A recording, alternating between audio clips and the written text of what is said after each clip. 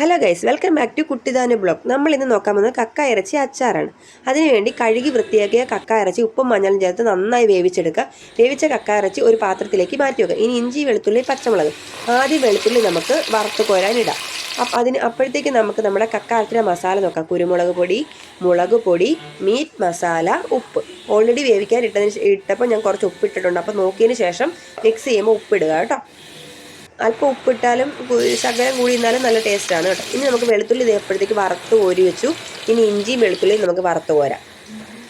അത് വറുത്ത് കോരി ഒരു പ്ലേറ്റിലേക്ക് ഇത് ഈ ഒരു പരുവത്തിൽ മാറ്റി വെക്കുക. ഒരുപാട് കരിഞ്ഞു പോവുകയും ഒരുപാട് മൂക്കുകയും ചെയ്യേണ്ട. ഈ ഒരു പരുവം മതി, കാരണം ലാസ്റ്റ് നമ്മൾ ഒന്നും കൂടി ഇത് ഫ്രൈ ചെയ്യുന്നുണ്ട്. ഇനി നമുക്ക് ആ എണ്ണയിലേക്ക് നമ്മുടെ കക്ക ഇറച്ചിയുടെ മിക്സിനെ നമ്മൾ ഇട്ട് കൊടുക്കാം. ഒരു 20 മിനിറ്റോളം ഈ ഒരു മസാല പുരട്ടി കക്ക ഇറച്ചി വെക്കണം കേട്ടോ. അതിനുശേഷം അത് നമ്മൾ 3 തട്ടായിട്ടാണ്, ഒരു 1.5 കിലോ കക്ക ഇറച്ചി ഉണ്ടായത്. 3ആയിട്ടാണ് നമ്മളത് വറുത്ത് കോരിയത്. നിങ്ങളുടെ വലിയ പാത്രം ഉണ്ടെങ്കിൽ നിങ്ങൾക്ക് ഒറ്റയടിക്ക് വറുത്ത് കോരാവുന്നതാണ് കേട്ടോ.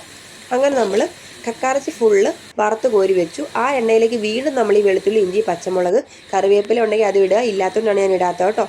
അതുകൂടി ഇട്ടിട്ട് ഒന്നുകൂടെ ഒന്ന് ഫ്രൈ ചെയ്തെടുക്കുക. കരിഞ്ഞു പോകുന്നതിന് മുന്നേ തന്നെ നമ്മുടെ കക്ക ഇറച്ചി ലോ ഫ്ലെയിമിലിട്ട് വീണ്ടും ഒന്ന് ഇട്ട് കൊടുത്ത് നന്നായിട്ട് മിക്സ് ചെയ്ത് കൊടുക്കുക.